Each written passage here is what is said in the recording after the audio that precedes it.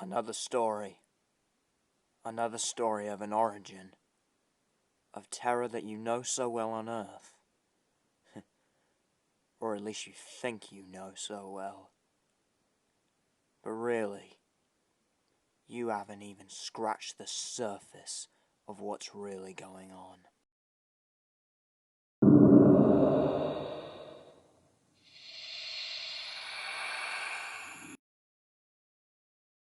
Crystal Lake. A beautiful place, with a legacy bathed in blood. You think you know the whole story? You think Jason Voorhees is where it starts and where it ends? You're wrong. This lake, its legacy of death, suffering, and murder goes back way further than the Voorhees case. It probably goes back further than you think. And who knows, after Voorhees, it still might not be over. Wars have been fought since the beginning of man. Earth has never truly been peaceful. There's always one side that wants something that the other also wants. There's always one side that hates another and will try anything to destroy it. One army, they got far too desperate to win a war. A word of advice. This you should probably know. If your parents ever told you this lesson, they likely heard this story. Don't get involved with cultists. The army, they did. They turned to this cult that were well known for their sacrifices. Something they were also well known for was creating things. Making things for armies. Yeah, this cult was magic. And for a right price, they would do anything. After consulting their twisted god, of course. The army needed an edge. Correction, they wanted an edge. They wanted a super soldier. One who had an elemental connection. The cult agreed. And so, they decided that they were going to curse Crystal Lake. They read from an ancient book known as the Necronomicon. A book that was made from the skin of deceased cult members. Their magic persisted inside their bodies long after their deaths. And so, anyone who read from this book could summon anything. Any of the cult's magic. Anything that they ever did.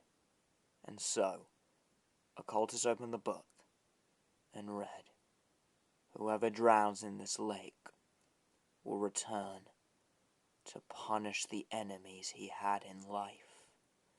He will be stronger than any man, powers far beyond any animal.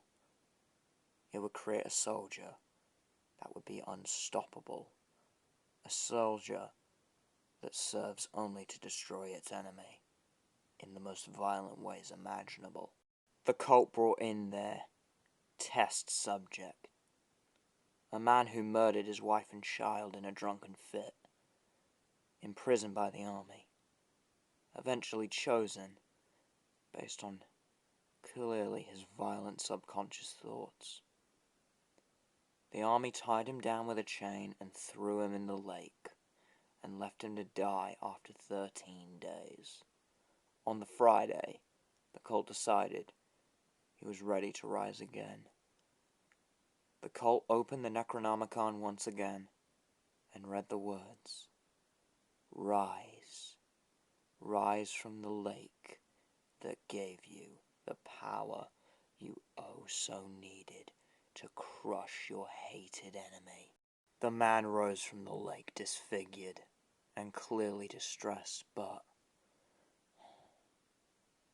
clearly far more powerful than any mortal man. The army and cult got what they wanted. Something that would crush its enemies. The problem is, it decided that its enemies was whoever threw him into the lake to die, only to be risen again on the 13th Friday. They named this creature Cain, named after the Bible's first murderer. Cain, he would play along. He was clearly the smartest person to be thrown into Crystal Lake, but still not the strongest. However, he was definitely strong enough to slaughter any army that came against him in the most brutal, gruesome ways imaginable. I'm not even going to tell you the ways he did it. It would make your stomach twist inside. After he crushed his, quote, enemies, he turned his rage on the cult and the army that did this to him.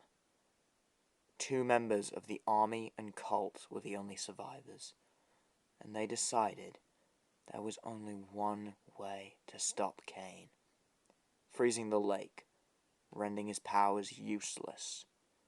The lake was frozen all winter long, gave them enough time to construct a cell to keep this monstrosity. However, they never killed him. He's probably still alive, still out there. However, as I'm sure you'll know, he's not the only monster to rise from Crystal Lake. Decades after Cain's slaughter and imprisonment, after the war's end, in the 1960s, Crystal Lake was turned into a camp, and all of those childish ghost stories were put to rest. I mean, it was just a lake, right? There's no way a monster could ever come out of it. Until the story you all know. An 11-year-old child with mental disabilities drowned and suffered the exact same fate that Cain did. And after he drowned, Crystal Lake spat him back out again as one of the most powerful and one of the most dangerous creatures to ever walk the planet.